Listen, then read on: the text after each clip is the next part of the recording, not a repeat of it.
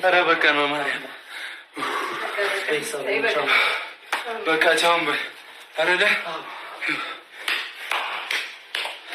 ፏላችሁ አረድ ሁሉ ሰዓት ወይኔ ከመሆን ምን አሁን ራስ አለቀ።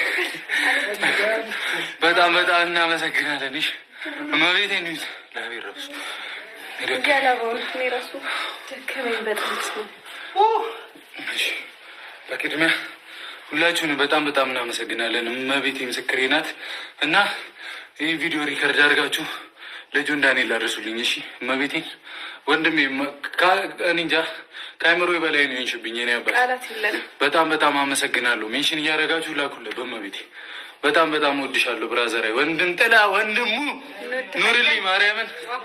ቴንኪው ወይ ካለ ቆይ